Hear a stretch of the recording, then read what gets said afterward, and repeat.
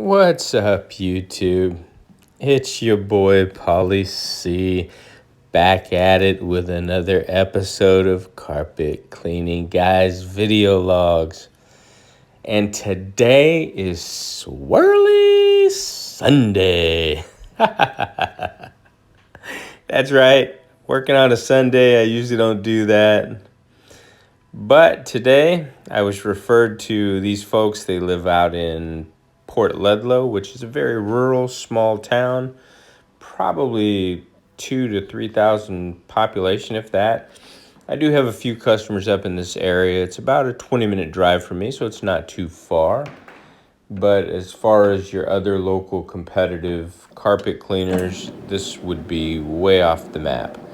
Most of them like to be in the big cities, which I would say Bremerton would probably be the smallest. And then Seattle, some of them take the ferry and do jobs across the bridge over here. But anyway, I'm your local guy. Don't have too much competition, maybe 4 or 5 guys out there in my area.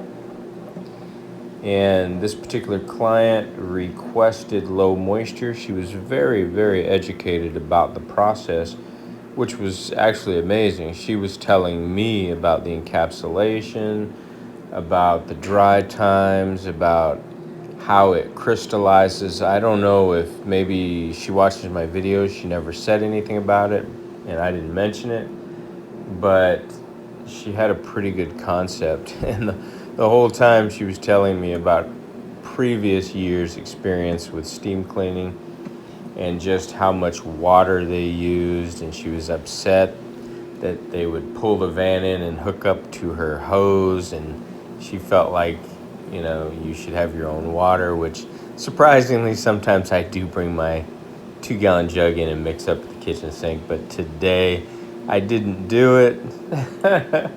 I will give props to Robin at OxyDry. I heard him in his video say he never mixes at the customer's house.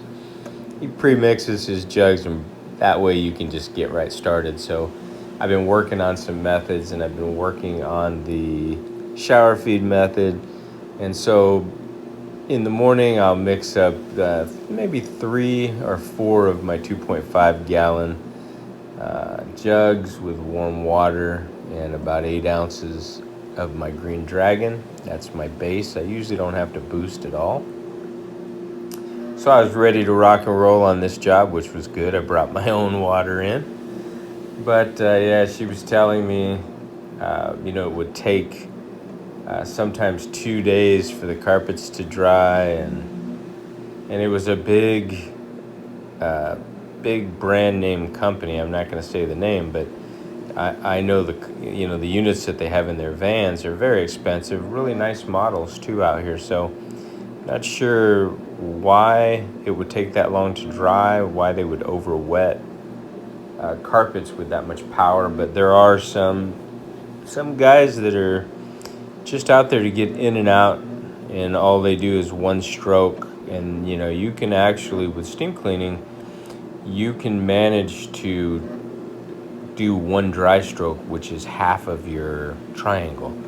So if you were to pull backwards, pulling the trigger, you're ejecting the water, but it's also followed by the vacuum. So you are picking up water, and then if you just move it at an angle to the left to do your next area, and you're not pulling the trigger, you're drying again, basically drying the second half of your triangle on that first row. Then you pull the trigger, slide all the way back, let off, and then go forward half of that lane that you just did. I'm sure my steam cleaning buddies know what I'm talking about. I'm guilty. I've done that. I've done that in the past. But if I ever did that, I'd turn the PSI way down, and I usually put smaller jets on the tip of the wand, and I never use a multi. I only use, if I ever did that, I just used the 2-jet one. I had a 4-jet one that I used to use as well, but you just don't want to put down as much water. But anyway, it's better to take the time. Look at that view. We're on 10 acres. Oh my goodness. Beautiful. This is secluded. You have to drive down a private country road all the way back into the woods. Very, very nice layout.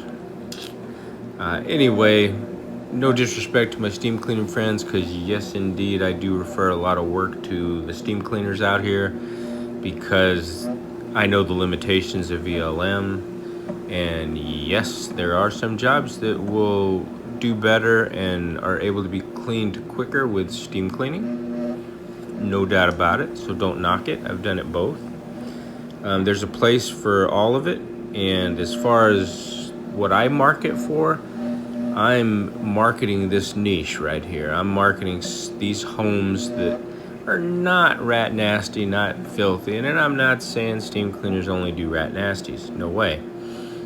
I used to get in and out of homes that were beautiful like this, and sometimes, to be honest with you, a job like this, if I just pulled up to the door and ran my hoses through, I would be done with this twice as fast as VLM, for sure.